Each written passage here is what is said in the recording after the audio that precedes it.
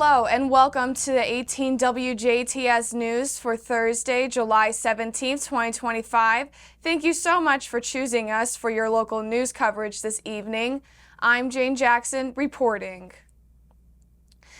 Davies Community Hospital has named Jill Sluter, FNPC, as Surgical Services Manager effective August 3rd.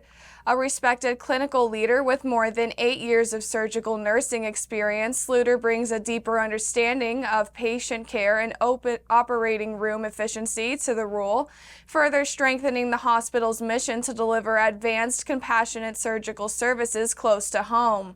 Sluter began her nursing career at St. Vincent of Evansville before returning to her hometown to work in the operating room at DCH. After earning her Master of Science in Nursing from Chamberlain University in 2021, she became a board-certified family nurse practitioner and joined DCH's Washington Surgical Associates.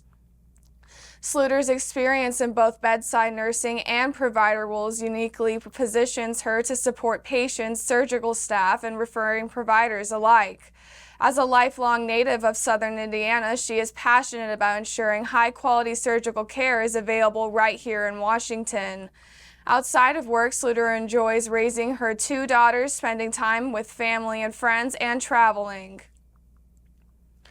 Local elected officials recently attended a tour of the Patoka Lake Regional Water and Sewer District water treatment plant held on June 17th by the Patoka Lake Watershed Committee. Participants were guided by Adam Shirley, water plant superintendent, and following the tour, attendees took part in a networking and discussion period with several watershed committee partners. The evening concluded at the U.S. Army Corps of Engineers site at the Patoka Lake Dam with an informative talk by Stephen Rector, U.S. Ace Patoka Lake Manager, who discussed the lake's construction and history, as well as how they managed the water flow. The tour provided those in attendance with valuable insights into the processes involved in providing clean water to 11 counties for nearly 100,000 residents in southwestern Indiana, as well as the outreach and education efforts of the Watershed Committee and Water District.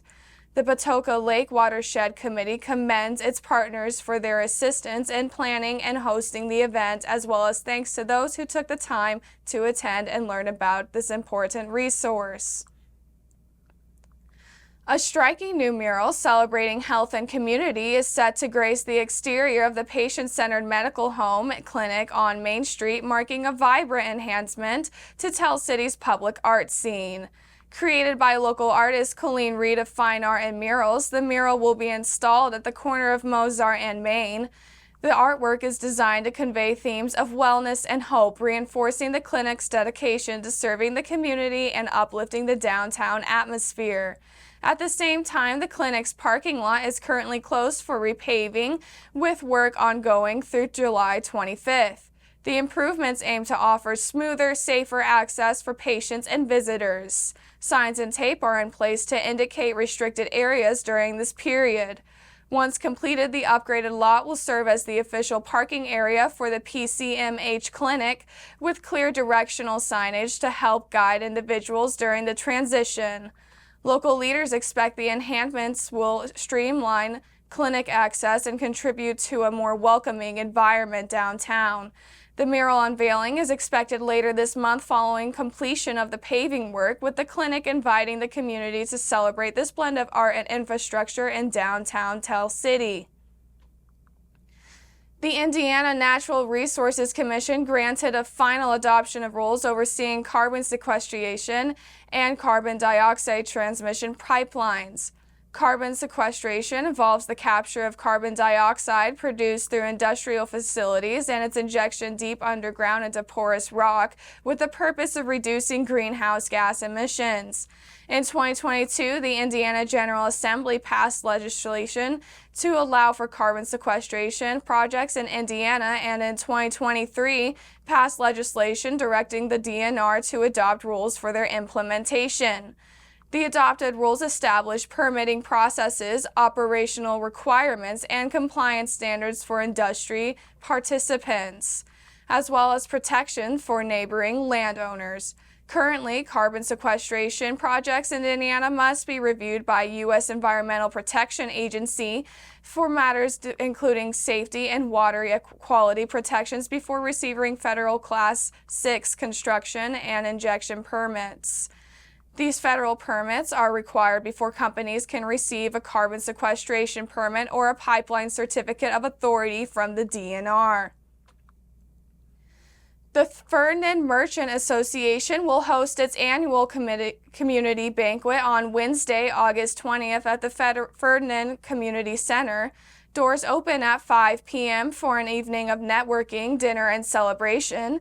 This year's banquet will feature guest speaker Nate Spangle, founder of Get Indiana, along with the presentation of the Community Spirit Award and Excellence in Leadership Award. Award nominations are now open and can be submitted online at www.ferdinandmerchants.org or by mailing to Ferdinand Merchants, P.O. Box 101, Ferdinand, Indiana 47532.